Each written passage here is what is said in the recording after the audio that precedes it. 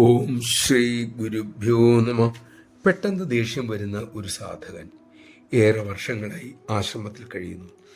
പക്ഷെ കോപത്തെ നിയന്ത്രിക്കാൻ സാധിക്കുന്നില്ല. കോപത്തെ മറികടക്കാൻ അദ്ദേഹം ഒരിക്കൽ അമ്മയോട് പ്രാർത്ഥിച്ചു. അമ്മയോട് ചോദിച്ചു, ഒരു കൊല്ലം നീണ്ടു നിൽക്കുന്ന ജപ ധ്യാന മൗനവ്രതങ്ങൾ എടുത്തോട്ടെ എന്ന്. അമ്മ അനുവാദവും കൊടുത്തു. അങ്ങനെ അദ്ദേഹം ആ വ്രതത്തിൽ ഒരു വർഷം കഴിഞ്ഞുകൂടി. ആ കാലം മുഴുവനും അദ്ദേഹം വളരെ ശാന്തനായിരുന്നു. വ്രതം ഒഴിഞ്ഞു. പക്ഷേ വ്രതം മാറിയതും പഴയതുപോലെ അദ്ദേഹം ക്ഷിപ്രകോപിയാകാനും തുടങ്ങി. ഇത് കണ്ട് ഒരു യുവ ബ്രഹ്മചാരി മുതിർന്ന സന്യാസിയോട് പറഞ്ഞു, ഒരു വർഷം മുഴുവനും അദ്ദേഹം ശ്രമിച്ചത് കോപം മാറ്റാനും ക്ഷമ, കാരുണ്യം എന്നിവ വളർത്താനുമായിരുന്നു. പക്ഷെ എന്തു പ്രയോജനമുണ്ടായി?